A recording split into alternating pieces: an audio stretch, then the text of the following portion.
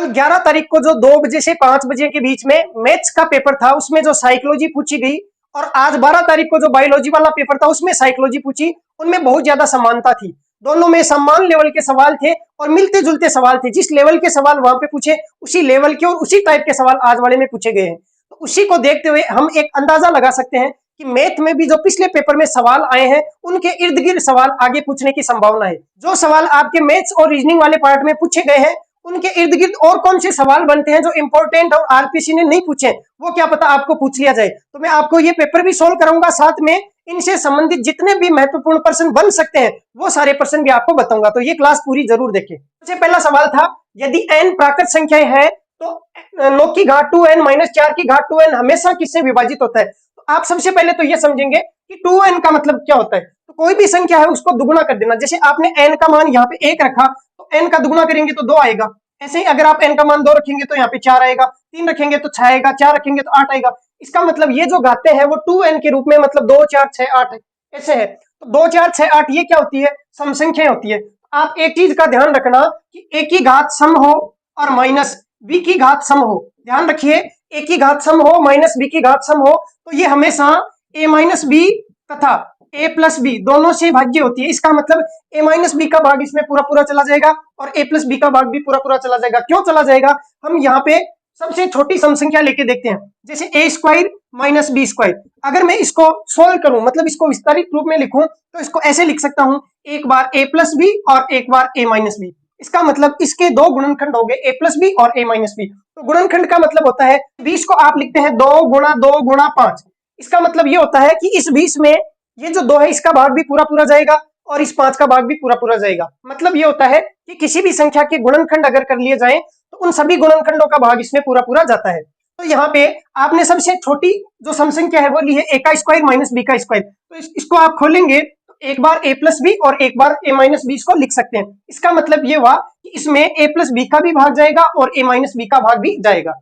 तो अगर याद रह जाए तो इसको याद रख लो कि इसमें a माइनस बी तथा a प्लस बी दोनों का भाग जाता है। अगर मान लो भूल जाओ तो आप सबसे छोटी सम संख्या यहाँ पे रख के देख लो, उससे आपको पता चल जाएगा कि इसके गुणनखंड क्या होंगे। तो इसके गुणनखंड a प्लस बी और a माइनस बी होंगे। इसका मतलब a प्लस बी का भी भाग जाएगा और a माइनस बी का भी भाग जाएगा।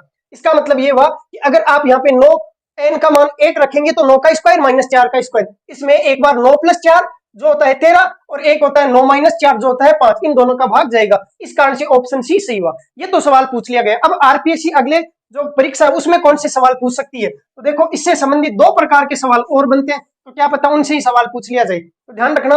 अब सम वाला सवाल तो आ गया, अब आ सकता है क्या पता विषम वाला आ जाए। तो विषम वाला सवाल देखते हैं। जैसे लिखा जाए a की घात विषम और माइनस b की घात विषम, तो ये हमेशा a माइनस b से भाज्य होती है।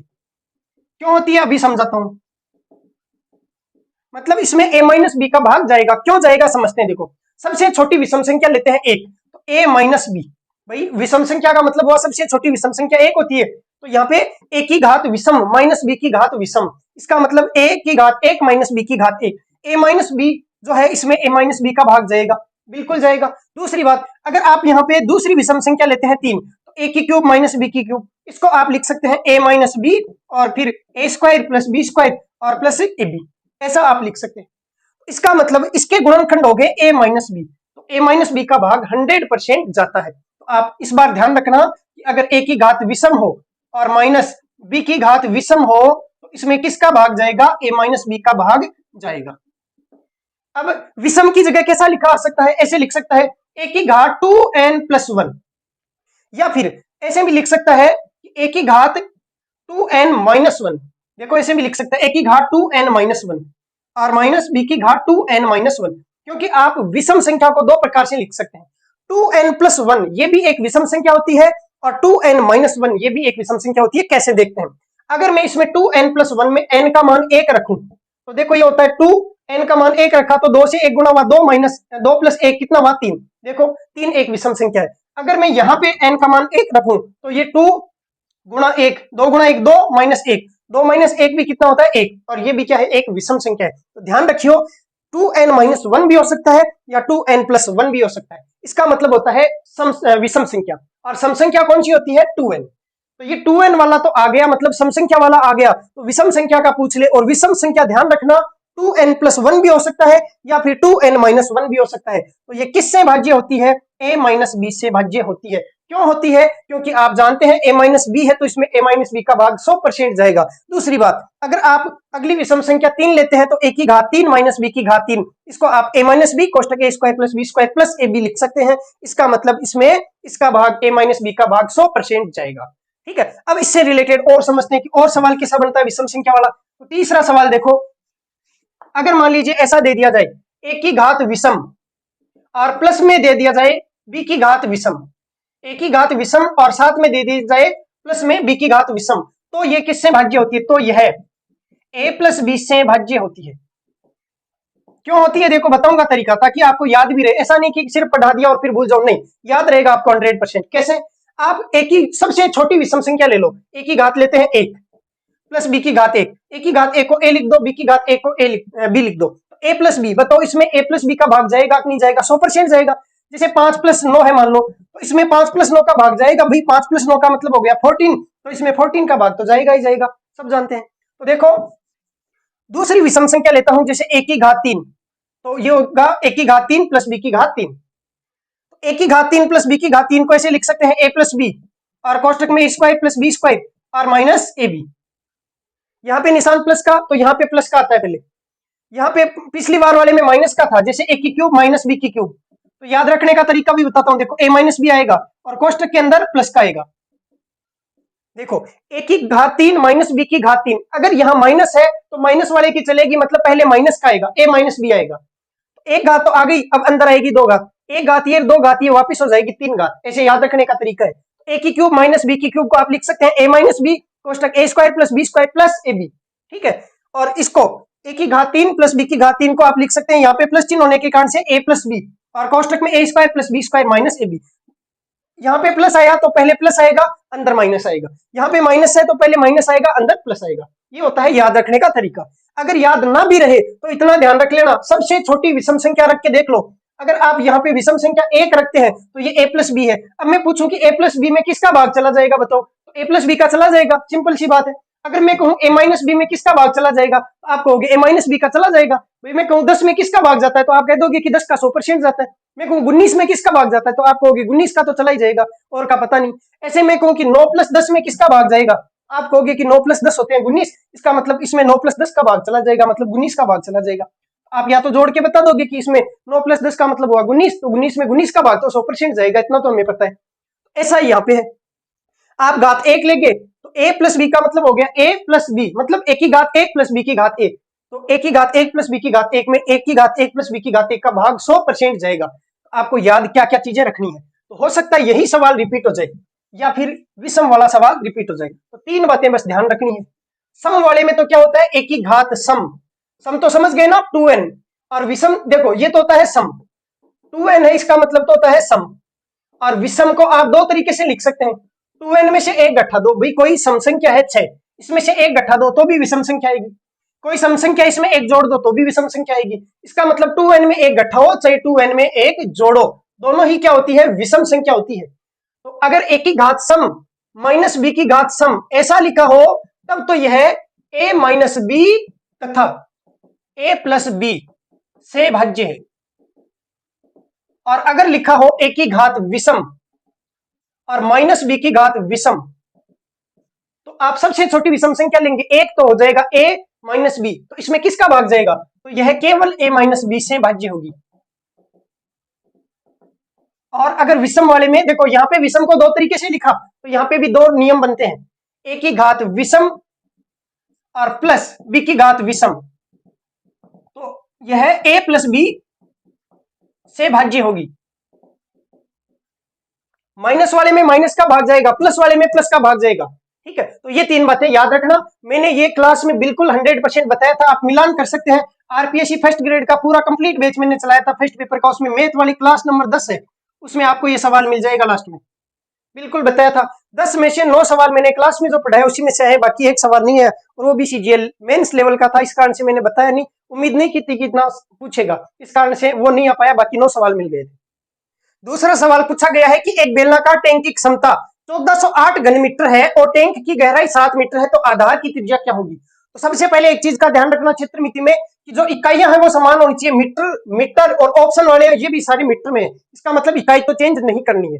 दूसरी बात ये कि ये नॉर्मल सवाल है, इसका मतलब आपसे अगले एग्जाम में भी नॉर्मल सवाल पूछा जाए, इसलिए आपको सारे सूत्र याद होने चाहिए। जितनी भी 5 आकृतियां हैं, पांचों आकृतियों के सारे सूत्र आपको याद होने चाहिए। अभी आपको रिवाइज करवा दूंगा। तो आपको पूछा गया बेलन, तो जैसे ही बेलन का नाम लिया आप जल्दी से एक रफली डायग्राम बना लेंगे। उसके बाद में इसने कहा क्षमता, क्षमता का मतलब होता है आयतन, तो इसने आयतन दे दिया 1408 घन मीटर, और आयतन वैसे भी घन मीटर में ही होता है। मैंने आपको बताया भी था, आपको याद हो तो रिवीजन वाली क्लास में, कि अगर सेंटीमीटर क्यूब लिखा हो और यहाँ पे कुछ संख्या लिखी हो और कुछ भी नहीं लिखा हो कि ये आयतन है या क्या है, और वही वादे को क्षमता दे देना, तो कई क्षमता में पहचान ही नहीं पाए कि ये क्षमता क्या चीज है। तो अगर इकाई आपने पढ़ ली कि घन मीटर मतलब सेंटीमीटर क्यूब या मीटर क्यूब है, इसका मतलब ये कन्फर्म क्या होता है, आयतन ही होता है। अगर मान लीजिए मीटर स्क्वायर लिखा रहता है, इसका मतलब वो क्षेत्रफल होता है।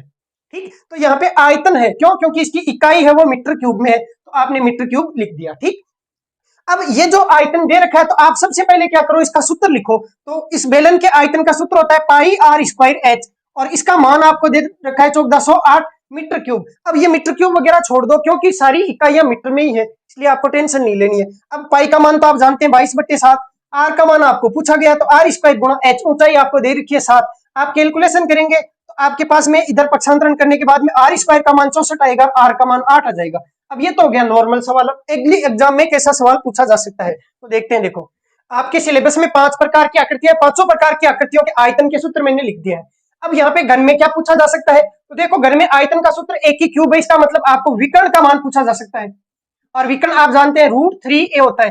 कैसे पूछेगा, आयतन दे देगा और उससे विकर्ण पूछ लेगा। तो आप जानते हैं कि आयतन से आप भुजा निकाल सकते हैं, क्योंकि एक ही क्यूब का मान दिया हुआ रहेगा, तो उससे आप एक का मान निकालेंगे, उससे उस एक को √3 से गुणा करेंगे, तो आपके पास में विकर्ण का मान आ जाएगा।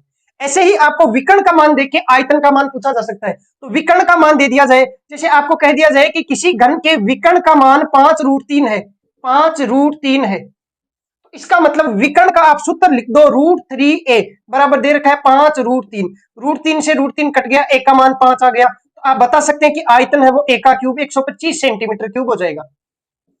आपको विकर्ण से आयतन पूछा जा सकता है, आयतन से विकर्ण पूछा जा सकता है, आपको विकर्ण से पृष्ठीय क्षेत्रफल भी पूछा जा सकता है। कैसे, विकर्ण का मान दे दिया तो आपको विकर्ण का मान दिया हुआ है, तो सबसे पहले आप सूत्र का मान रखेंगे √3a, और बराबर मान लीजिए आपको विकर्ण का मान 6√3 दे दिया, तो आप लिखेंगे 6√3, √3 से √3 कट गया, a का मान 6 आ गया। अब पूछ लिया जाए कि इसका पृष्ठीय क्षेत्रफल क्या होगा, तो सूत्र लगा दो, 6a स्क्वायर होता है। अब इसमें a का मान रख दो 6 और गुणा a स्क्वायर, तो a का मान भी कितना 6, 6 का स्क्वायर कितना 36, 36 को 6 से गुणा करेंगे 216, और ये क्षेत्रफल है, पृष्ठीय क्षेत्रफल है, इसलिए सेंटीमीटर स्क्वायर में आएगा इसका मान। ठीक है, ऐसे ही देखो घनाभ में आपको लंबाई चौड़ाई ऊंचाई ये होता है LBH, ये होता है आयतन का मान। तो आयतन का मान देके उसके बाद में किसी भी एक पृष्ठ का क्षेत्रफल देके आपको एक भुजा की लंबाई पूछी जा सकती है। कैसे, देखो कह दिया जाए कि लंबाई चौड़ाई और ऊंचाई मतलब आयतन का जो मान है वो 200 सेंटीमीटर क्यूब है, ऐसे कह दिया जाए। और फिर कहा जाए कि एक फलक है, उसका क्षेत्रफल ये मान लीजिए दे दिया जाए जैसे 50 सेंटीमीटर स्क्वायर।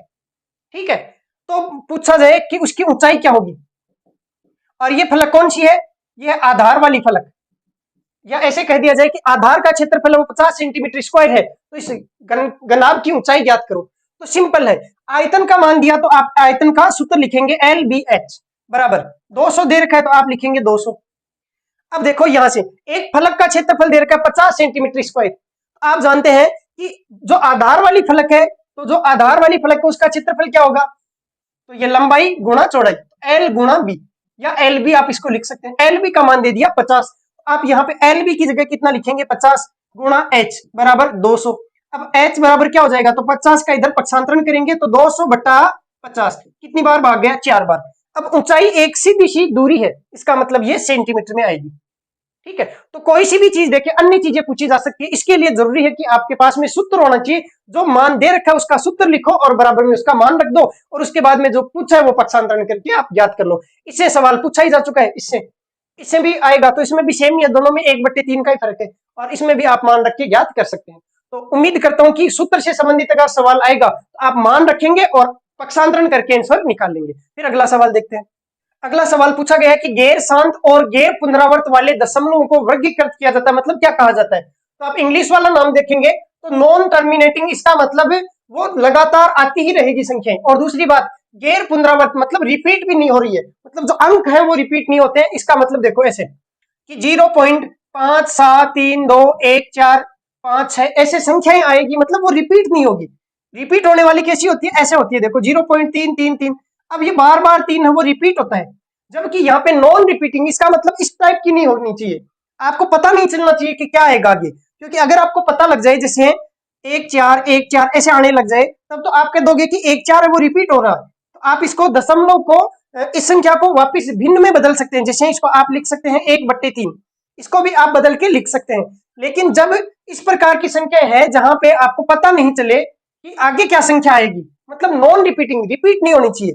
ये रिपीट हो सकती है एक एक अंक वाली, या फिर 2 अंक के बाद में, या फिर 3 4 अंकों के बाद में भी हो सकती है। जैसे 0.5432, उसके बाद में 5432, फिर 5432। तो आप इसको तो वापिस भिन्न में बदल सकते हैं, लेकिन इसको आप भिन्न में नहीं बदल सकते हैं। तो देखो मैं तो ऐसे समझाता हूं कि परिमेय का मतलब होता है जिसका मान फिक्स है। परिमेय का मतलब होता है जिसका मान फिक्स है। अगर ये ध्यान रख लिया तो आपका कोई भी सवाल परिमेय अपरिमेय से गलत हो ही नहीं सकता। यही कंसेप्ट ध्यान रखो। परिमेय का मतलब है जिसका मान फिक्स है। फिक्स का मतलब आपको पता लग जाए कि अब क्या आएगा, इसका मतलब वो परिमेय संख्या है। और अपरिमेय का मतलब है कि जिसका मान फिक्स नहीं है, वह संख्या जिसका मान फिक्स नहीं है वो अपरिमेय संख्या है। अब आपको देखो परिमेय संख्याएं बताता हूं, अपरिमेय संख्याएं बताता हूं। अब अपरिमेय संख्याएं पहले बता देता हूं, देखो कैसे। √2 ये अपरिमेय क्यों है, क्योंकि √2 का मान जैसे 1.414, उसके बाद में 5 7 3 9 2 1 ऐसे मान लीजिए कुछ मान आता है। अब मैं कहूं कि आगे क्या आएगा, तो आप कहेंगे कि फिक्स नहीं है, बता नहीं सकते कि आगे क्या आएगा। 3 भी आ सकता है, 4 भी आ सकता है, 7 भी आ सकता है, कुछ भी आ सकता है। मतलब आप इसका एग्जैक्ट फिक्स मान नहीं बता सकते। ऐसे ही जैसे कोई संख्या है 0.7543217 मतलब आपको पता नहीं है कि आगे क्या आएगा, फिक्स नहीं है जिसका मान, तो वो भी कौन सी आएगी, अपरिमेय संख्या आएगी। ऐसे ही पाई का जो मान है वो भी फिक्स नहीं होता, 3.14175 ऐसे, है ना। यहाँ पे कोई फिक्स मान नहीं आता है। इसका मतलब ये सारी परिमेय अपरिमेय संख्या होती है। अब परिमेय संख्या कौन सी होती है, तो ये वाली परिमेय संख्या 0.3333। क्यों है, क्योंकि फिक्स है यहाँ पे कि इस 3 के बाद में भी 3 ही आएगा। और इसको वैसे हम बदल भी सकते हैं, और बदल के 1/3 लिख सकते हैं। ये बदलने वाला तरीका भी आपको अलग से क्लास में बता दूंगा, ठीक है। तो ये परिमेय संख्या होती है। अब शॉर्ट में समझते हैं कि देखो परिमेय संख्याओं के उदाहरण कौन से हैं और अपरिमेय संख्याओं के उदाहरण कौन से हैं। तो यहाँ पे देखना √9 का एक फिक्स मान आता है 3, इस कारण से रूट लगा हुआ है, फिर भी परिमेय संख्या है। क्यों, क्योंकि √9 का एक फिक्स मान होता है 3। तो ध्यान रखना, परिमेय मतलब फिक्स, अपरिमेय मतलब फिक्स नहीं है। अगर ये कंसेप्ट ध्यान रखेंगे तो आपका प्रश्न 100% सही होने वाला है। अब यहाँ पे लिखा हुआ है 22/7, तो यहाँ पे 22 का मान भी फिक्स होता है और 7 का मान भी फिक्स होता है। इस कारण से 22/7 एक परिमेय संख्या होती है। जबकि इसी 22/7 की जगह पाई लिखा जाए तो पाई एक अपरिमेय मान होता है। ध्यान रखिए, पाई का लगभग मान 22/7 होता है, फिक्स मान 22/7 नहीं होता है। इस कारण पाई लिखा हो तो अपरिमेय और 22/7 लिखा हो तो परिमेय। ऐसे ही 4/7, 4 भी फिक्स है, 7 भी फिक्स है। √2 लेकिन स्क्वायर कर दिया तो स्क्वायर से रूट करता है और उत्तर इसका 2 आता है, तो 2 एक फिक्स संख्या है, इसके कारण से ये परिमेय संख्या। 0.3333 आपको पता है कि फिक्स आगे क्या आएगा, 3 ही आएगा, इस कारण से परिमेय संख्या। यहाँ पे 0.281 281 281, तो आगे भी 281 ही आएगा, फिक्स है, इस कारण से परिमेय संख्या। यहाँ पे भी ये दोनों फिक्स है, इसका मतलब परिमेय संख्या। अब यहाँ पे देखना, पाई का मान फिक्स नहीं होता, इस कारण से अपरिमेय संख्या। √2 का फिक्स मान ज्ञात नहीं कर सकते, इस कारण से अपरिमेय संख्या। ऐसे ही कोई भी रूट वाली संख्या जिसका रूट हटता नहीं हो वो अपरिमेय संख्या होती है। अब इस √3 का खुद का मान भी फिक्स नहीं है, तो इसमें एक जोड़ भी देंगे तो भी इसका मान फिक्स नहीं हो पाएगा। जैसे उदाहरण के लिए √3 का मान लीजिए 1.732 ऐसे कुछ है। अगर इसमें मैं एक जोड़ भी दूं तो एक और एक जुड़ के 2.732, फिर आगे क्या आएगा मुझे पता ही नहीं है। अगर 1.732 का ही नहीं पता तो उसमें एक जोड़ भी दोगे तो भी उसमें फिक्स मान नहीं आएगा। ऐसे ही √3 का मान फिक्स नहीं है तो उसको 5 से गुणा भी कर देंगे तो भी उसका मान फिक्स नहीं होगा। ऐसे यहाँ पे लिखा है 0.73218, तो यहाँ पे फिक्स नहीं है, क्योंकि कोई भी संख्या निश्चित क्रम के बाद में रिपीट नहीं हो रही है। अगर रिपीट होती है तो हम कह सकते हैं कि फिक्स है, लेकिन रिपीट नहीं हो रही है, इस कारण से इसका मान फिक्स नहीं है और ये अपरिमेय संख्या है। अब यहाँ पे समझना, देखो जो सवाल दिया गया है कि गैर शांत का मतलब क्या होता है कि इसका मान आगे से आगे आते रहना चाहिए, शांत नहीं होना चाहिए। तो गैर शांत तो देखो ऐसे 2 प्रकार के होते हैं। एक तो ये है 0.3333, ये भी शांत नहीं है, मतलब गैर शांत है। ये रुकता नहीं है, आगे से आगे मान आता जाता है। दूसरा इस प्रकार का भी हो सकता है 0.5 7 3 4 6 8, इसमें शांत तो नहीं हो रहा और ना ही रिपीट हो रहा है। इसने कहा गैर शांत मतलब इस प्रकार का, और फिर कहा गैर पुनरावर्त। अब देखो यहाँ पे पुनरावर्त और आवर्त का मतलब क्या होता है? आवर्त का मतलब होता है रिपीट होना, इंग्लिश में लिखा हुआ है नॉन रिपीटिंग, इसका मतलब अनावर्त, मतलब रिपीट नहीं होने वाला। तो यहाँ पे 3 3 3 3 ये तो रिपीट हो रहे हैं, रिपीट हो रहे हैं इसका मतलब फिक्स है, फिक्स है इसका मतलब परिमेय है, लेकिन रिपीट नहीं होना चाहिए इसका मतलब यहाँ पे फिक्स नहीं है कि क्या आएगा। पहली बात तो देखो गैर शांत मतलब शांत नहीं होना चाहिए, इस प्रकार का होना चाहिए। अब इस प्रकार के भी दो प्रकार के होते हैं, इसमें जो फिक्स है मतलब जो आवर्त है तब तो वो हो जाता है परिमेय, और जो फिक्स नहीं है तो हो जाता है अपरिमेय। आपके सवाल का जवाब क्या होगा? अपरिमेय संख्या होगा। अब अपरिमेय का एक नाम और होता है, क्या पता आपको पूछ लिया जाए। देखो अशांत का मतलब होता है जो रुकता नहीं, आगे से आगे बढ़ता जाता है। ऐसे ही इसका एक नाम और होता है अनवसानी। इसको देखो संधि विच्छेद करो, अन प्लस अवसानी। अवसान का मतलब होता है समाप्त हो जाना, और अन उपसर्ग लग गया इसका मतलब समाप्त नहीं होगा, मतलब ये रुकेगा नहीं, आगे से आगे बढ़ता जाएगा। तो जो अशांत होता है उसी को अनवसानी कहते हैं। अब अनवसानी ऊपर वाला था आवर्ती, देखो अनवसानी मतलब आगे से आगे बढ़ता जाएगा, और ऊपर वाला है आवर्ती, तो लिखा हो अनवसानी आवर्ती। आवर्ती का मतलब फिक्स है, रिपीट होगा, तब तो आप कह देंगे परिमेय है, तो इसका तो मतलब होता है परिमेय। अनवसानी आवर्ती लिखा हो तो मतलब होता है परिमेय संख्या, और ऐसे ही अनवसानी अनावर्ती लिखा हो, अनावर्ती का मतलब रिपीट नहीं हो रहा है, कुछ भी आ रहा है, हमें पता ही नहीं चल पा रहा कि आगे क्या आएगा, तो वो हो जाता है अपरिमेय संख्या। हालांकि देखो मैं जल्द ही आपके लिए परिमेय अपरिमेय और ये जितने भी नंबर सिस्टम है सबकी छोटी छोटी क्लास जल्दी से जल्दी बना दूंगा, ताकि आपके लिए वो हेल्पफुल हो। ठीक है, सवाल नंबर 4 है, दो शंकुओं के आयतनों का अनुपात 4:25 है और उनकी ऊंचाइयों का अनुपात 25:64 है, तो उनके आधार की त्रिज्याओं का अनुपात क्या होगा? तो देखो दो शंकु आपको बना लेने हैं और उसके बाद में आयतनों का अनुपात दिया हुआ है, तो इनके आयतनों का सूत्र लिख लेना है। शंकु के आयतन का सूत्र होता है 1/3 पाई आर स्क्वायर एच, ऐसे इसका 1/3 पाई आर स्क्वायर एच, इसकी त्रिज्या r1 ऊंचाई h1, इसकी त्रिज्या r2 और ऊंचाई h2। अब ध्यान रखिए जब अनुपात दिया हो a अनुपात b, आप इसको a अनुपात b लिखो चाहे a/b लिखो, एक ही बात है। आप ऐसे लिख सकते हैं a अनुपात b बराबर आपको 1:2 दिया है, तो आप a/b बराबर 1/2 लिख सकते हैं, और वही चीज यहाँ पे लिखनी है। क्यों? क्योंकि दो चीजों में अनुपात दिया है, तो आप बट्टे में लिख सकते हैं, तो इसको मैं बट्टे में लिखता हूं, तो 1/3 पाई r1 की जगह r2 आ जाएगा, स्क्वायर h2 आ जाएगा। अब इसको यहाँ से हटा देते हैं, इसके आयतनों में अनुपात 4:25, तो ये लिखा 4/25। अब 1/3 पाई से 1/3 पाई कटेगा। फिर कहा उनके आधार उनकी ऊंचाइयों का अनुपात, ऊंचाई होती है h1 और h2, तो यहाँ पे h1 का मान रख दो कितना 25, h2 का मान रख दो 64। ठीक है, तो आप ऐसे भी लिख सकते हैं, देखो h1 अनुपात h2 का मान है वो 25:64 है। तो मैंने बताया आप अनुपात को बट्टे में लिख सकते हैं, h1/h2 बराबर 25/64। अब देखो ये रहा h1 ऊपर और बट्टे h2 नीचे, h1/h2 की जगह क्या लिख सकते हैं? h1 की जगह 25, h2 की जगह 64 या 25/64 ये लिख दो। तो r1 स्क्वायर बट्टे r2 स्क्वायर, और यहाँ पे 25 और बट्टे 64, और ये बराबर 4/25। अब पक्षांतरण कर लो, 64 आएगा ऊपर, 25 आएगा नीचे, तो r1 स्क्वायर बट्टे r2 स्क्वायर बराबर ये हो गया 64 गुणा 4, 64 गुणा 4, और बट्टे में देखो 25 गुणा 25।